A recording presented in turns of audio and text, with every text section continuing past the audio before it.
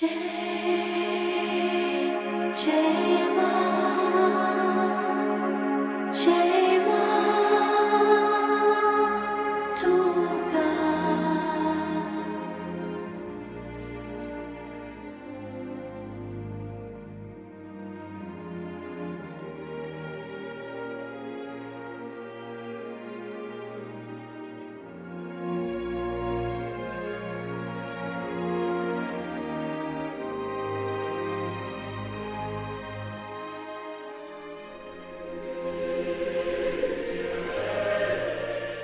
Mais uma vez, senti a extensão e a magnitude dos serviços que aguardam os leais servidores de Jesus depois da morte do corpo físico. Escutava com interesse a engenhosa pregação do dirigente desencarnado quando o novo cooperador que nos acompanhava fez-nos ligeiro sinal a alguma distância, interessado em não se imiscuir na multidão por causa da sua condição de visibilidade aos circunstantes. Sinal esse que Alexandre atendeu imediatamente, seguido pela genitora aflita e por mim. O companheiro localizara Marinho e chamava-nos ao trabalho. Em recanto escuro de uma das velhas dependências do templo, mantinha-se a pobre entidade em meditação. A mãe carinhosa aproximou-se e afagou-lhe a fronte. Todavia, o filho infortunado, como acontece à maioria dos homens terrestres em face da influência das almas superiores, apenas sentiu uma vaga alegria no coração. Avistou, porém, o nosso novo amigo com o qual estabeleceu interessante diálogo.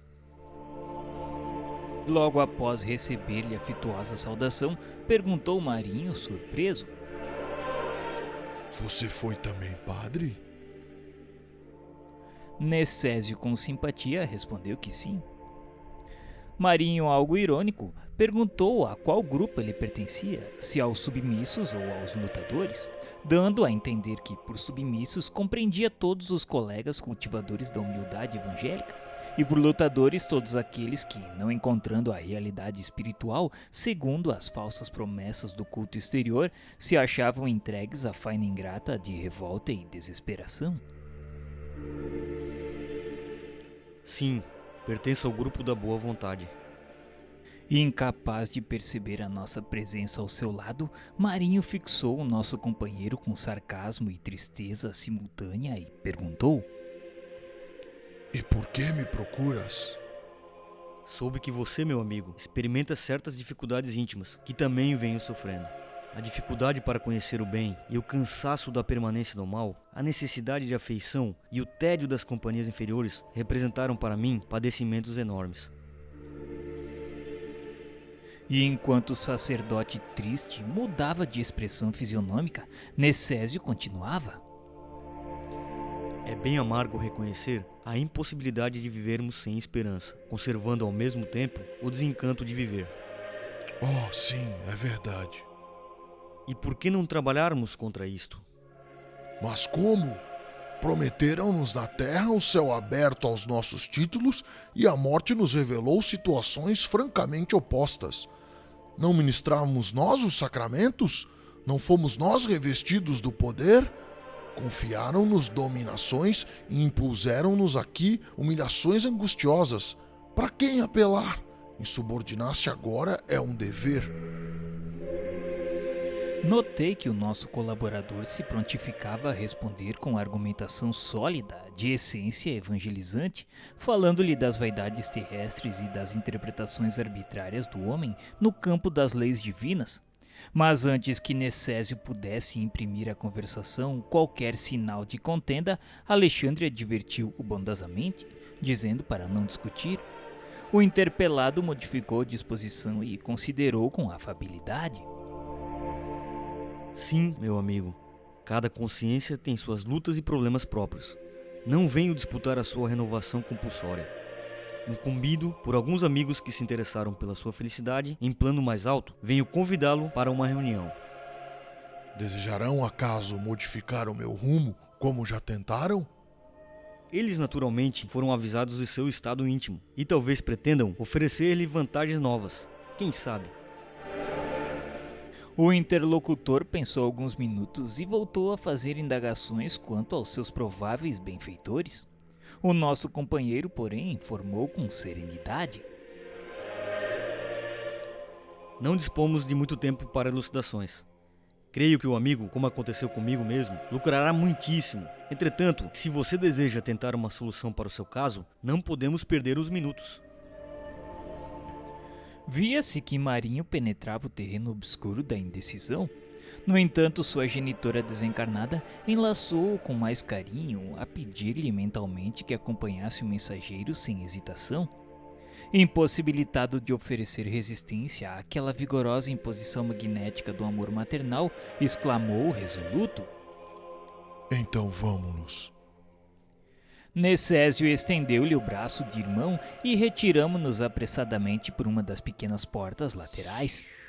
Em breves minutos penetrávamos o conhecido recinto de orações e trabalhos espirituais.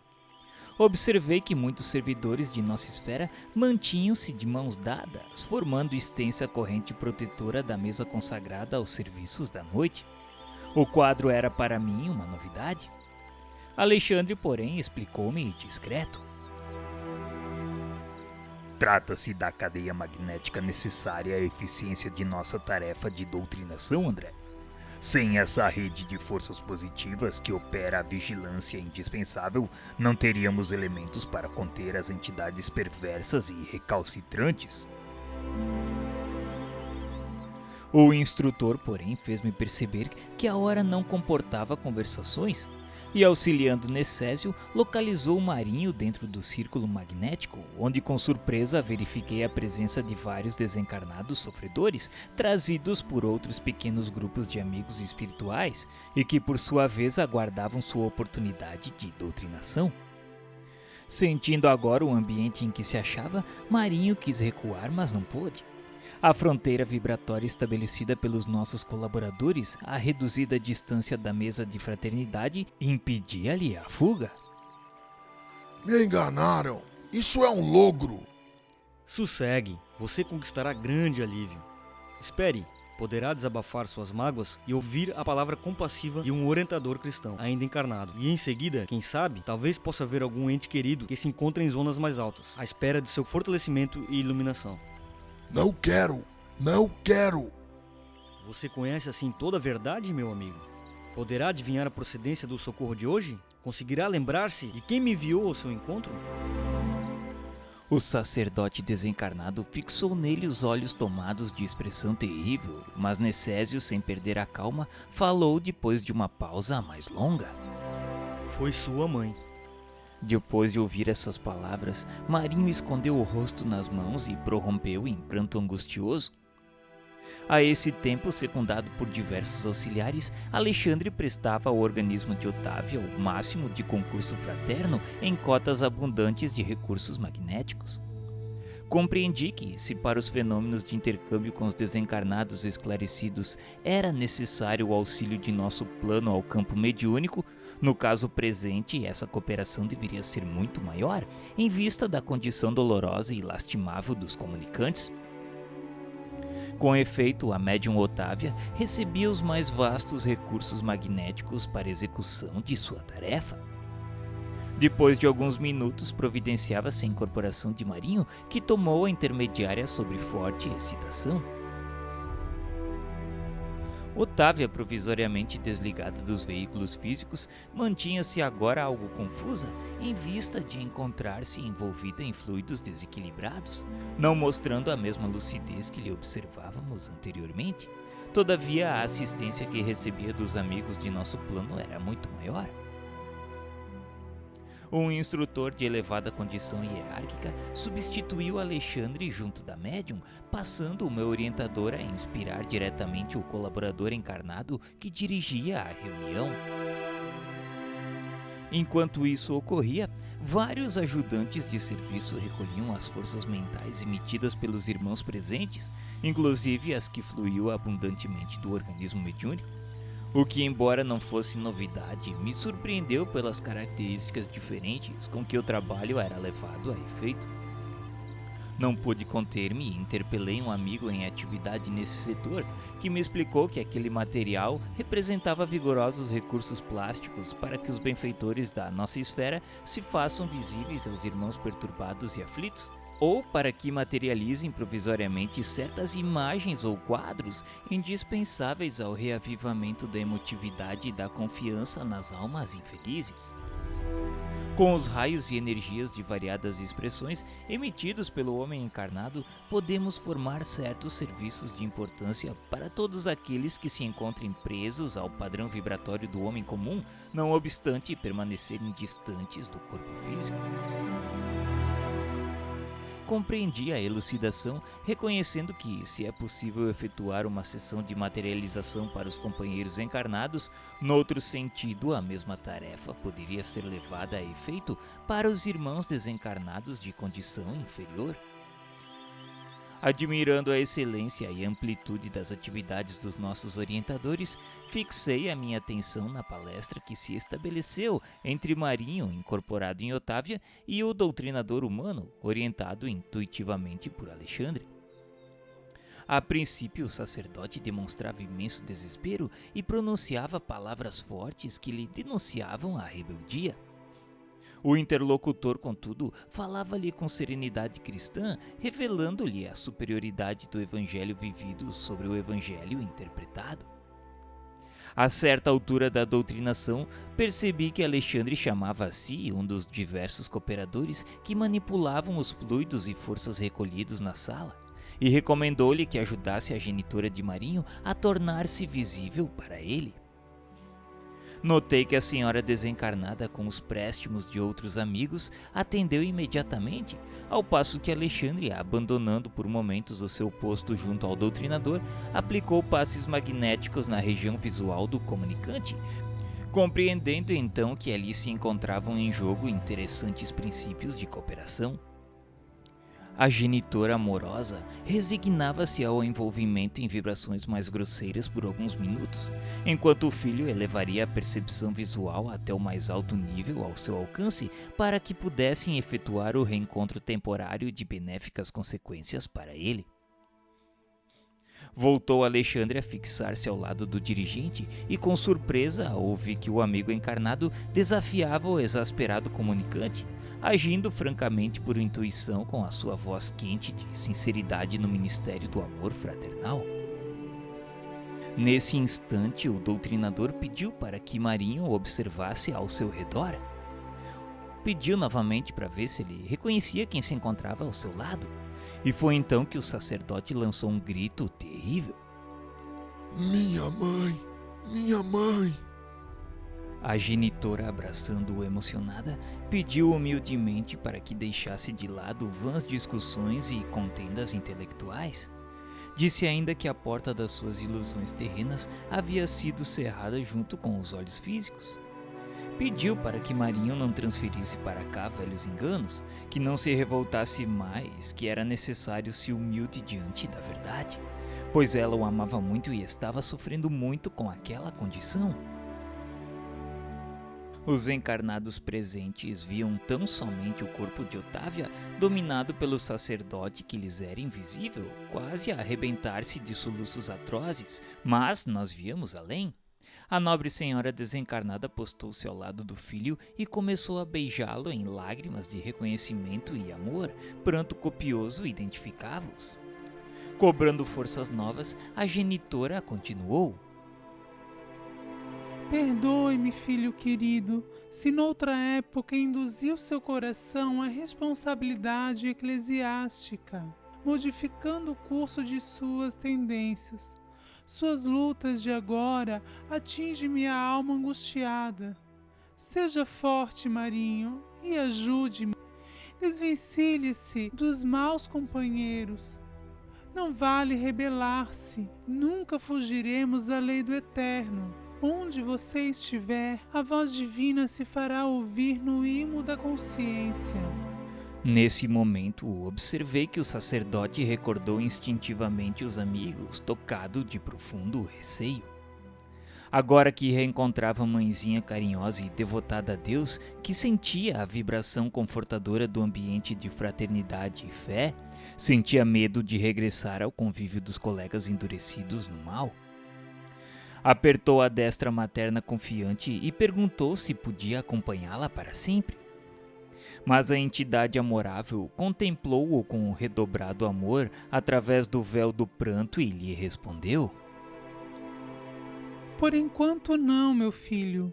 Poderá você distanciar-se do desequilíbrio neste momento, quebrar todos os elos que o prendem às zonas inferiores, abandonando-as de vez. Entretanto, há que transformar sua condição vibratória através da renovação íntima para o bem, mediante a qual é possível nossa reunião em breve no lar divino. Não tenha receio, porém, providenciaremos todos os recursos necessários à sua vida nova, desde que você modifique sinceramente os propósitos espirituais. Te peço que nos dê a boa vontade fiel e Jesus nos auxiliará quanto ao resto. Temos aqui um desvelado amigo que nos prestará sua valiosa colaboração. Refiro-me a Necésio, o bom irmão que o trouxe ao nosso encontro. Ele colocará à sua disposição os recursos precisos à conduta diferente. A princípio, Marinho, você experimentará dificuldades e dissabores. Será assediado pelos antigos companheiros, que se converterão em adversários, mas sem a luta que facilita a aquisição dos valores reais, não aprenderemos onde se encontra o nosso verdadeiro lugar na obra de Deus. O filho infortunado prometeu-lhe a transformação imprescindível. Depois de encorajá-lo com ponderada ternura, a devotada senhora deixou-o entregue aos cuidados de Necésio, que prazerosamente recebeu a missão de encaminhá-lo na esfera dos deveres novos. Após despedir-se da mãezinha abnegada, que voltou à nossa companhia, o sacerdote conversou ainda por alguns minutos com o dirigente encarnado da reunião, surpreendendo-o com a mudança brusca. Fora obtida de fato uma dádiva do Senhor. A dedicação maternal produzira salutares efeitos naquele coração exasperado e desiludido. Marinho não poderia ser arrebatado das sombras para a luz somente em virtude da amorosa cooperação de nosso plano, mas recebeu nosso auxílio fraterno e utilizaria os elementos novos para colocar-se a caminho da vida mais alta. Reconhecia, admirando a justiça do pai, que a genitora dedicada não poderia entregar-lhe a colheita de luz que lhe era própria. Contudo, fornecia-lhe valiosas sementes para que ele as cultivasse como bom lavrador. Outros amigos procedentes de outras regiões traziam seus tutelados para a doutrinação, de acordo com o programa de serviço estabelecido previamente. Foram 4 as entidades que receberam os benefícios diretos dessa natureza através de Otávia e outro médium. Em todos os casos, o magnetismo foi empregado em larga escala pelos nossos instrutores, salientando-se o de um pobre negociante que ainda ignorava a própria morte. Demonstrando ele certa teimosia em face da verdade, um dos orientadores espirituais da condição hierárquica de Alexandre, impondo-lhe sua vontade vigorosa, fê-lo ver, à distância, os despojos em decomposição. O infeliz, examinando o quadro, gritava lamentosamente, rendendo-se por fim à evidência dos fatos. Em todos os serviços, o material plástico recolhido das emanações dos colaboradores encarnados satisfez eficientemente. Não era mobilizado apenas pelos amigos de mais nobre condição, que necessitavam fazer-se visíveis aos comunicantes.